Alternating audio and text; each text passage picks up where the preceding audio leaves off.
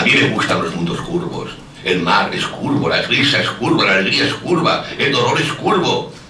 Las uvas curvas, las naranjas curvas, los rayos curvos y los sueños curvos. Los paraísos curvos, no hay otros paraísos. Bueno, pues hace ya unos programas os presentamos este libro de Jesús Lizano, el ingenioso libertario Lizanote de la gracia a la conquista de la inocencia. Editado por Virus. Editado por Virus, y bueno, pues hoy hemos venido a casa de Jesús Lizano, que nos ha abierto sus puertas, a entrevistarle. Y bueno, que no te voy a preguntar hace cuánto empezaste, porque hace mucho, ¿no? ¿Cuándo empezaste con esto de la poesía? Pues mira, hace que escribo, que guardo los poemas desde el año 50. O sea, son más de medio siglo hasta ahora. Entonces, el primer libro que publiqué fue esa época, el año 50, y el primer verso, o sea, antes de esto, de empezar de publicar, había escrito ya bastantes cosas que han quedado ahí al olvido, que no las he recogido. O sea, lo primero que recogí, el primer verso, era este: he descubierto tierra. Y en el transcurso de esos de 60 o 70 años, he ido viendo qué clase de tierra era aquella. Aquella tierra que yo descubrí, y claro, llegas a una tierra nueva, no sabes qué tierra es. Llegas, ves tierra, pero no sabes, la tienes que descubrir, la tienes que vivir. Aquella tierra era la Tracia. Y entonces, ahí se explica mi proceso, que entonces, hasta llegar al mundo libertario, los años 70, pues claro, ha habido un proceso, naturalmente, que es el que me ha hecho llegar aquí. Y una vez aquí, entonces, también ha continuado el proceso, la evolución, hasta este último libro del ingenioso, hasta ese manifiesto anarquista, precisamente, que entonces yo me firmé durante mucho tiempo Jesús Lizano, otras veces me firmaba Lizano de Berceo, Colectivo Jesús Lizano, en fin, cosas de estas. Lizanote de la Mancha. Ahí empezó la cosa, porque luego, publicar 2 libros con Lizanote de la Mancha, me di cuenta que yo no era de la Mancha, que yo era de la Gracia, y por eso lo cambié, Lizanote de la Gracia. Y ya finalmente, con el libro este de Virus, ya llegué a la definición definitiva: el ingenioso libertario Lizanote de la Gracia. Con un añadido que es muy importante: o la conquista de la inocencia. Y hay que hacer una pequeña aclaración, es decir, no es que hemos de conquistar la inocencia, sino que la inocencia nos ha de conquistar a nosotros. ¿Y dónde está la inocencia? La inocencia está en la naturaleza, en lo natural. Y precisamente, si queremos llegar en algún tiempo a conseguir ese cambio de estructura de la especie humana, lo que propone el anarquismo, entonces tendrá que ser a base de acercarnos cada vez más a lo natural, y lo natural nos comunicará aquello que hemos ido perdiendo. Porque uno de los poemas más significativos ha sido este que escribí hace unos años, precisamente Mamíferos. Y un día me di cuenta de que me acordé de un profesor que teníamos en la universidad de filosofía, y entonces era un pobre hombre, y empezaba: porque la esencia, porque el ente, nos quería explicar qué es lo que somos. Y claro, ni idea, ni explicación de nada. Y nosotros a esta edad, de 17 años, ¿qué coño nos importa lo que somos? Nada, tonterías. Y entonces, mira, 4 apuntes para probar y se acabó. Pero pasado el tiempo, cuando yo era profesor ya de filosofía, entonces pensé, caray, digo, claro, está muy claro lo que somos. Aquel tío no tenía ni idea, pero somos mamíferos.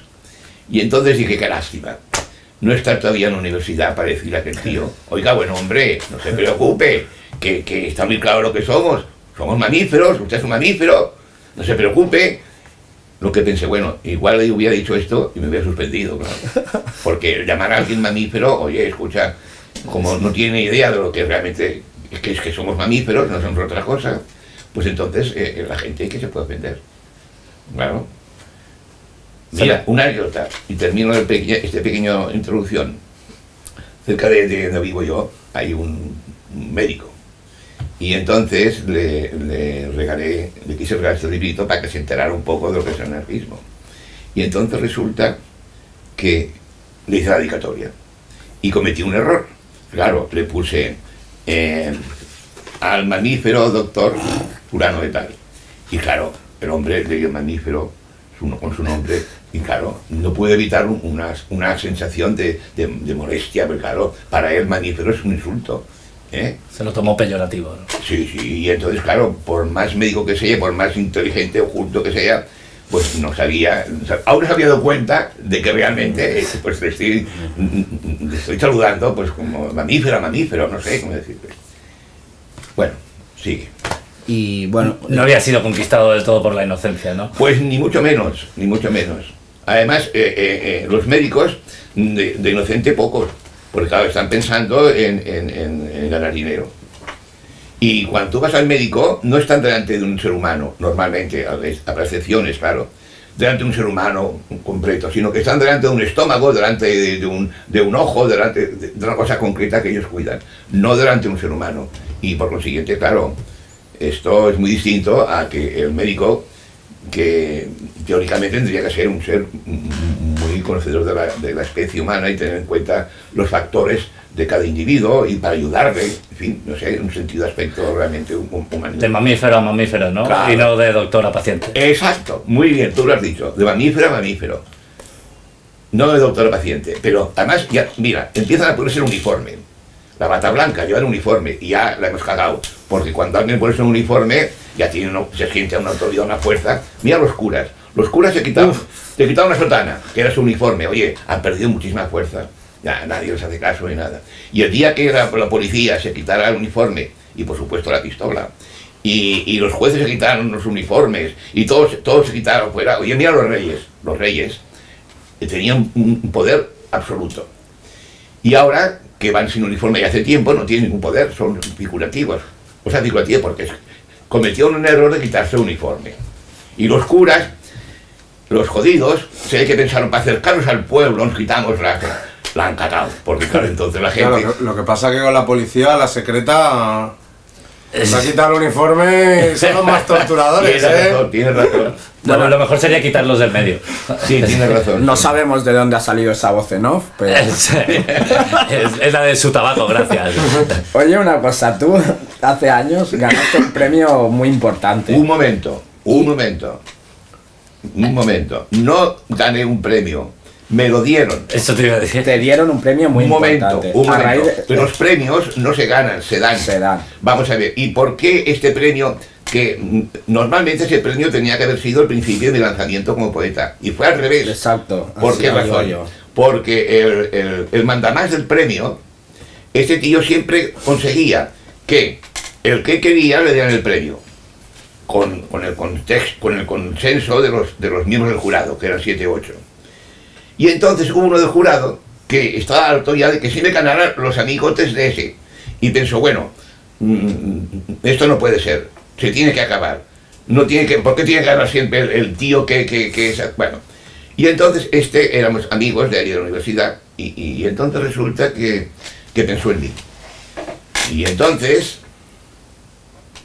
me dijo que preparaba un libro de sonetos, de cosas así, más bien literarias, oficiales. Y nada, entonces consiguió convencer a 2 o 3 más del jurado y me dieron el premio. Con lo cual consiguió el enfado y la rabia del tío aquel que por primera vez no podía ganar el que él quería. Entonces, este tío, naturalmente, con toda la gran influencia que ha tenido y aún tiene en el mundo, en el poder político, en el poder literario, pues entonces el tío, claro, ahí empezó mi calvario en el mundo literario, porque claro, entonces...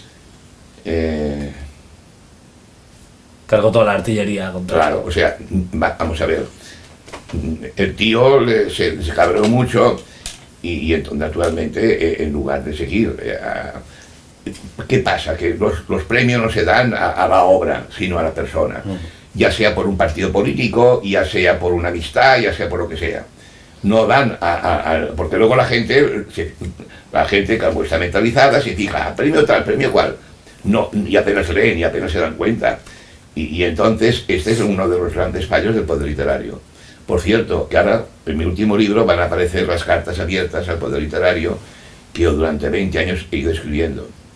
Y yo creo, si no me equivoco, vamos, puede que me equivoque, pero soy el único escritor, el único, que ha escrito cartas denunciando que la cultura está en manos del poder.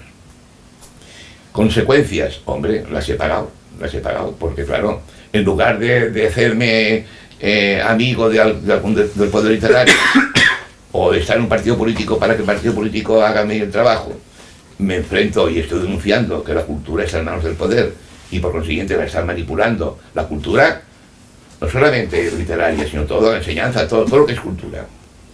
Bueno, pues entonces, ¿qué pasa? Pues que esto explica perfectamente el porqué de esta marginación y el porqué de aquel premio, que podía haber sido el principio, pues fue sí el principio, pero de mi imaginación, no de mi lanzamiento.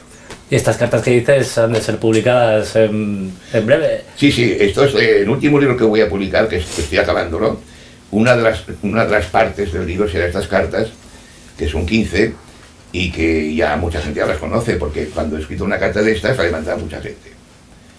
Entonces, una de las partes de este libro, que también lo publicará la FAL, que me ha publicado esto, La Fundación Anselmo Lorenzo. eso, me irán también estas cartas. Creo que lo interesante de estas cartas, más que la cosa anecdótica de lo que digo y los personajes que hablo, o sea, de cosas, más que esto, es el hecho de que haya habido un escritor, un poeta, que denuncie que el poder está en manos, que la cultura está en manos del poder. Esto es lo que me parece fundamental. Y luego la cosa anecdótica, pues en fin, no sé, algunas cartas, pues ahora releyéndolas, digo, pues quizá esta cosa no lo había dicho, o había dicho otra cosa, que sé. Pero lo importante de esas cartas no es la cosa anecdótica. Pero las vas a publicar igualmente, pues tal como... Tal cual, hombre, claro, no puedo, tal cual, claro, tal cual se enviaron, naturalmente. Y si yo no estuviera tan cansado como estoy, ya tenía pensado tener este libro a punto para mi cumpleaños. Y bueno, pues no ha podido ser porque estoy, en serio, agotado, cansadísimo. Y entonces todo va muy lento. Y esto pues ya veremos cuando lo tengo terminado.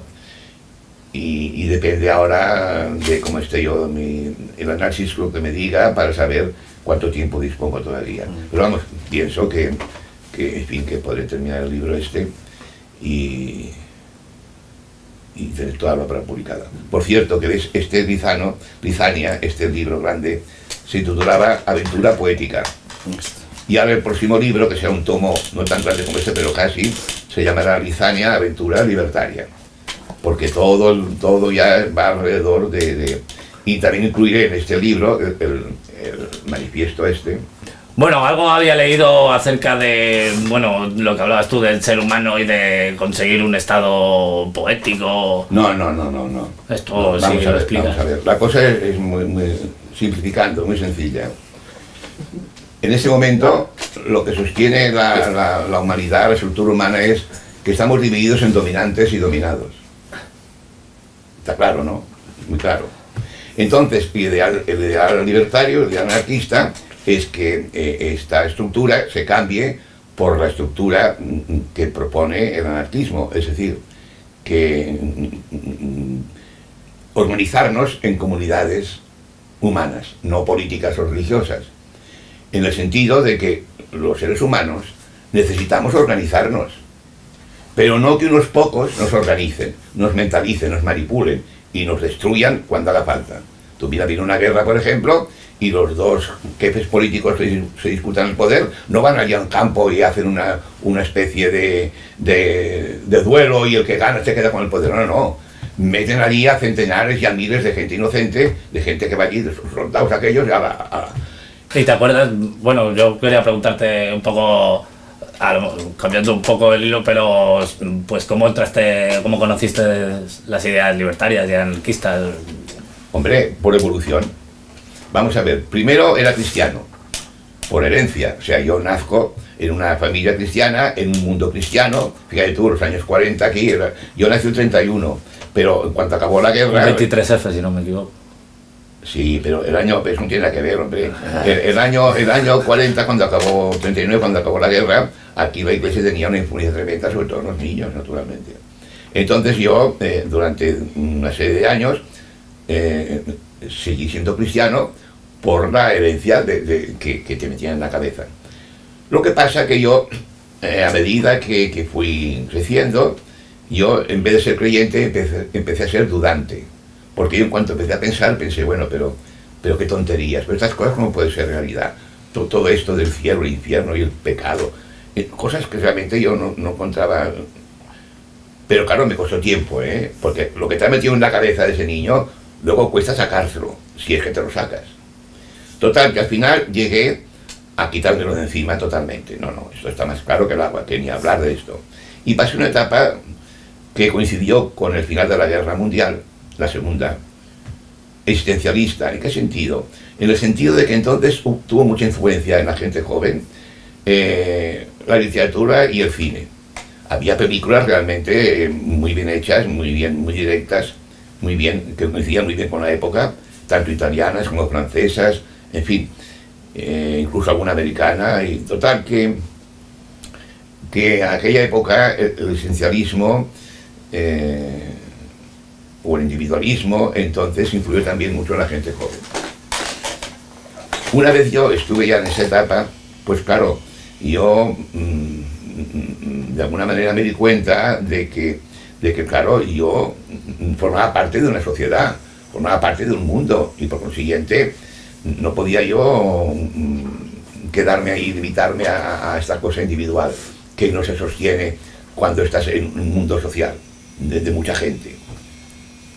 Y entonces estamos en los años 60, principios de los 60, en la universidad donde estaba yo.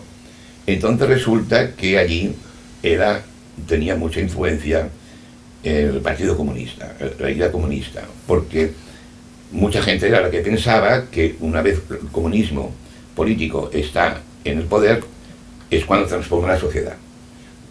De alguna manera dejaría de haber dominantes y dominados.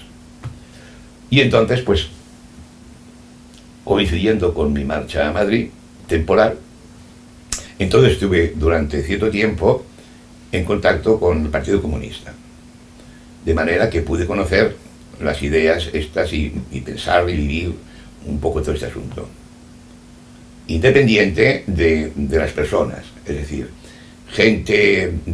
nunca he juzgado a las personas, a los individuos, porque tanto en unas ideas como en otras hay gente de todo, hay gente muy buena y hay gente que está loca y hay gente que son peligrosos, pero no se trata de los individuos sino de las ideas. Y entonces yo llegué a la conclusión de que el comunismo político, entonces claro, yo veía la realidad, que cuando el Partido Comunista llega al poder en diversos países del mundo, pues no se acaba esta cosa de dominantes y dominados. Oye, allí el poder no dejan...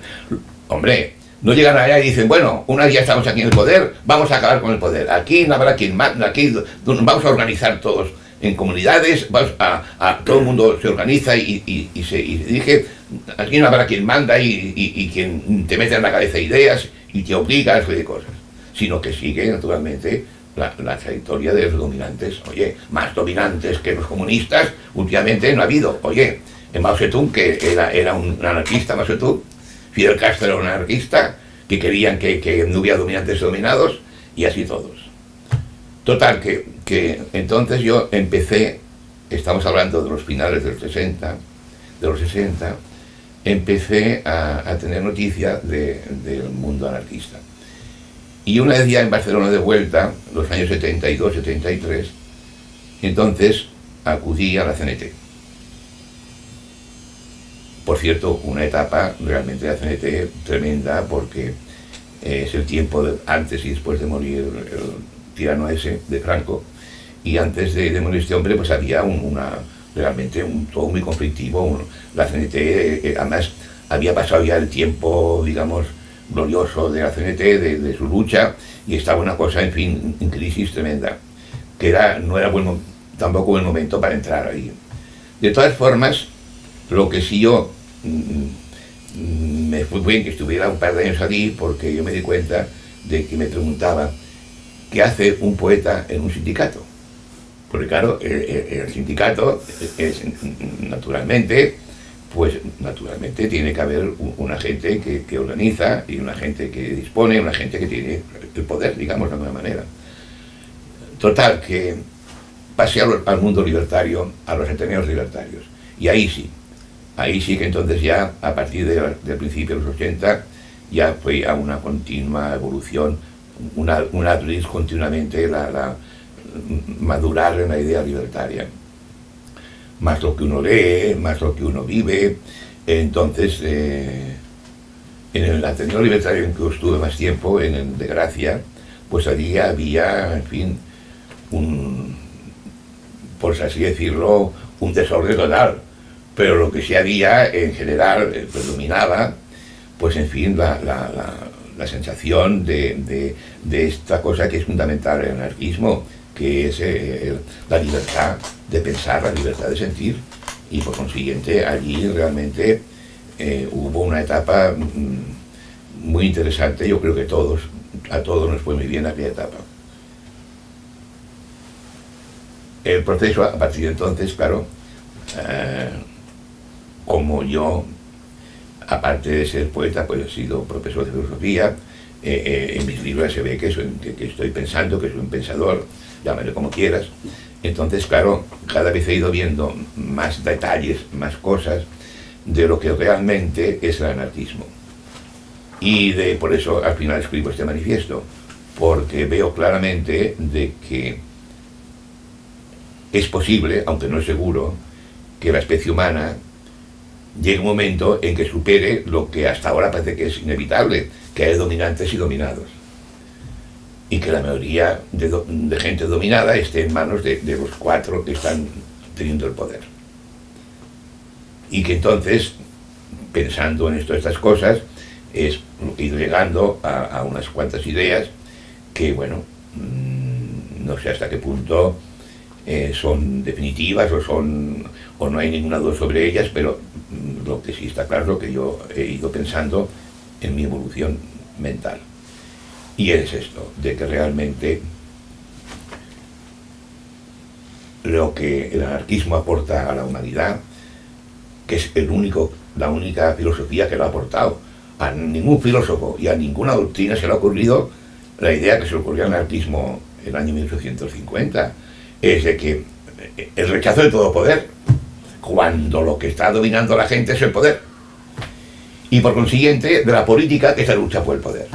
Porque tú ves mirando, haz un recuento, a ver cuánta gente piensa esto, que la política es la lucha por el poder. Entonces, pensar que es otra cosa, pues bueno, evidentemente, oye, no hace falta ser anarquista para darse cuenta de esto, de que la política es la lucha por el poder. Los políticos, todos, absolutamente todos, están luchando por el poder. Los que lo tienen, para mantenerlo, y los que no lo tienen, para conseguirlo. Y naturalmente, oye una cosa, yo soy de un partido político y para mí son amigos los que están pensando como yo. Y son enemigos los que están en otro partido político pensando lo contrario. Porque claro, está en juego el poder. Y o mando yo o manda él. O mandan nosotros o mandan ellos. Y si por el poder me tengo que hacer amigo de los enemigos, cuando haga falta... Nada. Bueno, total. Que todo esto hay mucho que hablar y mucho que pensar y mucho que reflexionar. De todas maneras, hay una cosa que me parece, que el día en que la gente tuviera una idea de ese tipo, esa idea de anarquismo, de que realmente todos somos compañeros.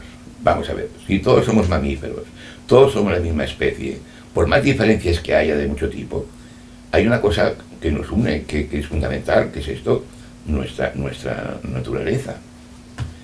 Entonces viene como automáticamente la idea de la ayuda mutua, y que esta división que hemos tenido siglos y siglos de razas, de países, de dominios, todo esto realmente no significa que esto tenga que ser siempre así. Y por lo tanto, por eso yo en mi último libro también hablo del cambio de la fe en lo divino, la fe en lo humano. Precisamente lo divino nos ha conseguido mucho porque nos ha hecho tener fe en algo que no existe, en algo que es completamente enloquecido, en lugar de tener fe en lo humano, en las posibilidades que tenemos los seres humanos en ir solucionando nuestros problemas. Pero todo esto, naturalmente, está escrito. O sea, y todo esto creo yo que para dialogar sobre esto requiere tiempo, requiere, en fin, entregar mucho tiempo a estas cosas. Con esto quiero decir naturalmente que esta entrevista, pues, no sé, en fin, que está acabando. Pues, Sí, no, ya para ir acabando ya... Se ha hecho vuestro trabajo. No, si ya está. Despide. No, yo para ir acabando, a ver si te atreverías a recitarnos, por ejemplo, la de mamíferos o... es muy largo, estoy muy cansado. ¿Sí? Mira, uno muy cortito, pero que parece que es una tontería ese de poesía. Es una tontería, pero tiene mucho gancho. El capitán. Cuando has dicho muy cortito, digo, Pero fíjate bien Sí, sí. con qué sencillez me cargo yo a todos los capitanes, a todo el poder. El capitán no es el capitán. El capitán es el mar. Pues nada.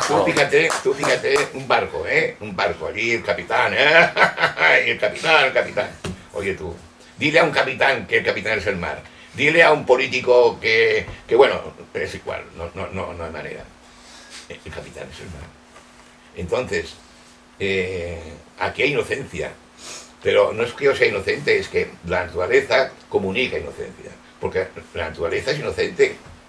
Oye, esto del bien y el mal, estas son barbaridades, nos han metido en la cabeza, pero lo natural no es ni bien ni mal, es inocente.